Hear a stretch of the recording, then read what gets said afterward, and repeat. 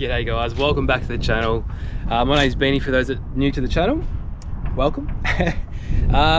This is a continue on episode for the Cruiser. Those that follow the channel, and I know there's a few of you that have been following to see how I go with the Cruiser, all the new mods and the build that I'm doing. This particular episode is about the 4.2 GVM upgrade, which I know is going to interest a fair few people, because once I said I was going to do it, I had an influx of questions. But it is getting done by Packard Automotive, which is south of the river. They are engineering certificate certified, everything. So it goes in tomorrow. First of all, I'll go through what I'm getting done.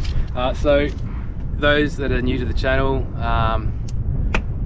got some brand new wheels. I did have 16-inch wheels on there, but I've had to go to a 17-inch wheel to house the 200 series brakes that I'm getting put on. Yeah. So with the ROH, the Rowe Assaults Graphite, I really love the look of them. I'm super stoked at how they look. Really sets off the Cruiser to exactly how I wanted it. And then, so they're 17x9s. I'm sorry about this wind, hopefully you can hear me. 17x9s and the 295 70/17 Nitto Ridge Grapplers. I've heard really good things about these tyres. They're very popular over in America, and they're very hard to get here in Australia. I just managed to come across 5. When I was looking, I had the last 5 in the States. So big shout out to City Discount Tyres in Joondalup. They gave me an excellent price, and their customer service was perfect. So shout out to you guys if you're watching. So yeah, so very happy with the tyres, wheels, and the next thing that gets done in this part of it is the diff housing. So the internals for the diff will be taken out and put into a stronger diff housing. It's rated to an 1850 kilos, so that will mean the whole front half of the GVM upgrade will be done. I can't afford to do the back at the minute because I just don't have that much money. Their whole bank account is going to cop an absolute flogging from this. May never recover. But it's going to be worth it. I'm going to keep the Cruiser forever, so it'll probably outlast me, to be honest. Being a Toyota. Anyways, this shoots off to Packard tomorrow. I will holler back at you in 3 days time when all the work's done, and I'll go through some of the differences, since I'll show you the difference in the size of the disc, and I'll show you the diff and everything. So I'll holler back at you in 3 days time.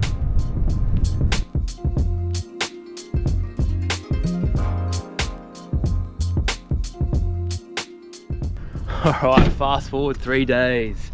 It is back. Finally picked it up last night. We didn't get home until after dark, so they took every bit of 3 days.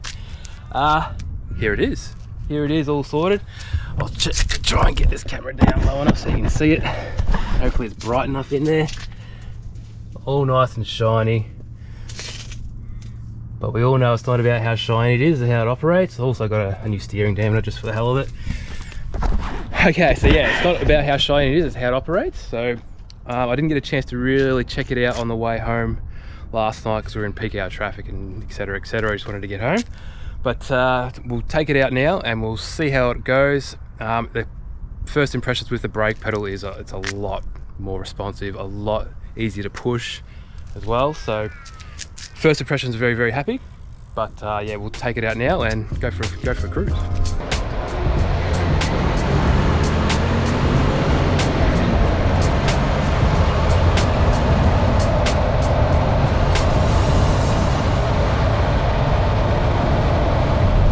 We're just going to send it out of town so we don't piss anyone off with our braking tests. First impressions, it is a lot more responsive. You don't have to push nowhere near as hard to take effect. Very happy in that regards. Got to keep in mind too that, hopefully the sun's not getting on the lens there, that I am running pretty empty at the minute. I've only got like half a tank of main fuel left, and my water tanks are basically empty, and I haven't got any gear in the back as well. So keep that in mind, that I am quite light. Well, not super light. I've got a whole lot of gear on this car, but got to keep that in mind. I really wanted to test with both, without and with all the gear in it. So this is the without gear. Next week we actually head off to Exmouth. I really wanted to get this done before Exmouth because we are taking the boat with us, so I wanted that extra stopping power when we're fully loaded up, as well as the boat. And I've been working on the bloody boat as well this week. It's all been happening. I had to do the wheel bearings and the springs as well, so that's all sorted anyway. But for now we'll do a bit of testing, and I'll just send it out a bit further, and then we'll jump into it. All right, we've sent it out to an out road that goes nowhere, so there shouldn't be anyone down here. I'm not going to go full berries, like I said. I want the brakes to settle in, but we will do different speeds and just see how we go. So first we'll go 60k an hour, and we'll probably put about three-quarter braking on it. So we're sitting at 60 now, and go.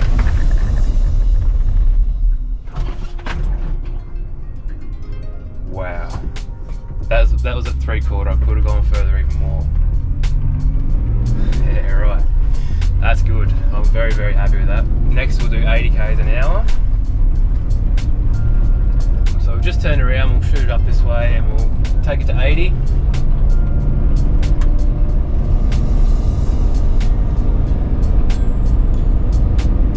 So far I'm very, very, very happy. So we're sitting at 80 now, and brake. Very, very, very, very good. Very, very, very good. It's going to be very interesting when it's fully loaded, see how it goes. Probably end up with a couple of things in the back of the head, I reckon. But it was enough. You could even one wheel locked up then, so for a split second, and that was only a three-quarter. So there's enough braking power there to get to the brink of locking up.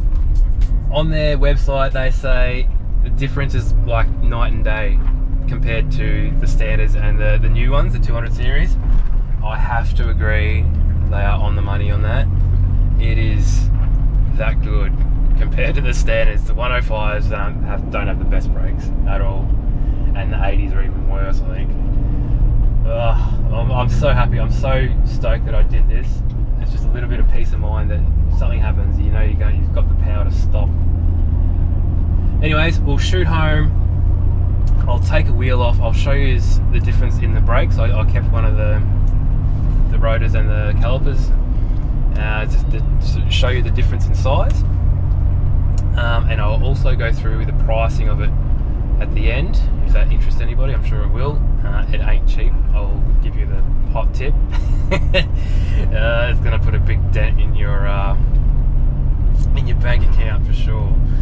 But if you're getting up in weight in your cruiser, I would definitely recommend doing it. You don't have to have the upgraded diff housing to put the brakes on. You can put these brakes on a standard front diff, no worries at all.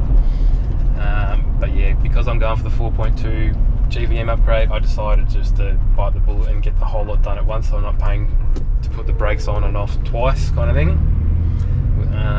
But yeah, so alright, we'll get home and I'll take that wheel off, show you, and yeah, we'll finish off the video. Before we take the wheel off, I'll just run through this diff housing by DWiz. This is rated at 1850 kilos. They do them for all different makes and models of cars. The rear one is 3 ton when it comes. I will probably get that by the end of the year. I just need to save up some money, and we do have a Europe trip later in the year that we need to pay for. So there might be just a little bit of delay getting the rear one done. But first looks, everything looks like it's bolted up absolutely perfect. Millimeter perfect. It's been coated, it looks like a Raptor coat or something like that as well, which is handy. Yeah, it looks the goods too. Very, very happy. Alright, we'll take that wheel off and we'll show you the brakes. One thing I did forget to mention was with the Rowe Assaults, these wheels, they come with a 1500 kilo weight rating, which is pretty bloody good for a 4-wheel drive wheel. I did have my eyes set on a fuel, I think they're called Vapors.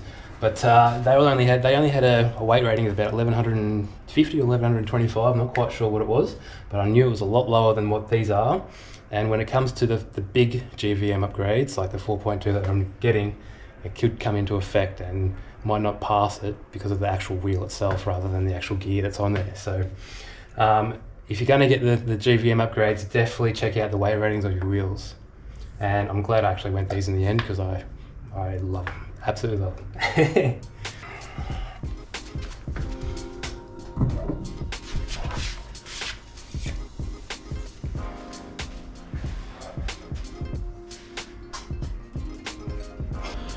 Okay, wheel is off, and I'll show you the difference between the discs. So the 105 disc has a 320 diameter cross, and the 200 series discs have a 340 on the front. The caliper, as you can see, not a lot of difference in the caliper size, but it is quite maybe 10 mil each end. Bigger pads, bigger discs, you're going to stop a lot quicker, that's for sure. Now I will add that if you're going to get it through Packard Automotive, they say 17x9s minimum on your 17-inch wheels minimum on their website. Still double check with them if you do have a 17-inch wheel, if it will still fit, because some of them are actually quite tight on the inside as well, depending on what brand. So I will add that in there, just so you don't get all the work done and it doesn't fit. Pretty simple. And also went for a Tough Terrain Tamer heavy duty bearing kit. You can get standard ones put in and they're about $300 cheaper, but I thought if I'm going to do the whole hog, I might as well just do it. Peace of mind. Put all the strongest stuff possible in your rig, and then you don't have to worry about things breaking.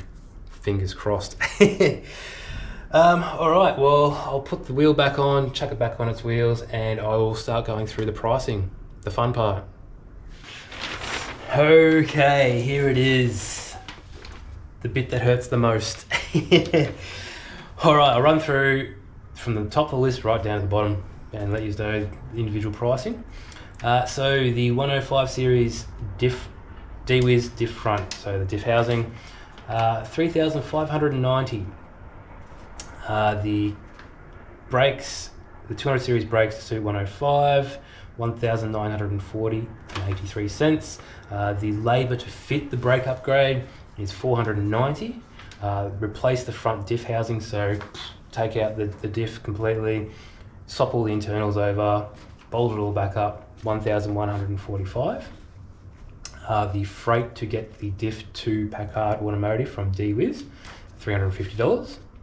The workshop consumables, so the fixings, fastenings, sealants, etc., $80. The swivel hub rebuild kit, now you can get the standard one, which is about $300. I went with the heavy duty one, so it's $600. And a grand total of $9,017.85. The old bank account took quite a big hit, but it was definitely worth it. I am so happy how quick that stops now. The real test is going to be when it's fully loaded, obviously, but I think it's going to be pretty good. It actually feels like, on the way here, I was like thinking when I first bought the Cruiser, when it was stock standard, nothing in it at all, and it stopped really, really quick. It feels like that again. Yeah, very, very, very happy. Now the front half of the Cruiser is done now. That's for the upgrade, the GVM upgrade as well. So I've just got to get the back diff housing done. That's going to be later in the year, as I said. Just can't afford it at the minute. But other than that, we are off to Exmouth in about 10 days time. We're taking the whole crew of us up. So my wife, Risey, and Bond, Piesy and Shanae, and a couple of family members as well. So there's going to be 4 boats and a whole crew of us. So it's going to be unbelievable. Just 8 days of fishing and just cruising around Exmouth and Ningaloo Reef. So looking forward to that. That's part of the reason why I got I wanted to get the brakes done before we left, because I'm going to be towing that boat the whole way up with the full car too. So yeah, had to be done.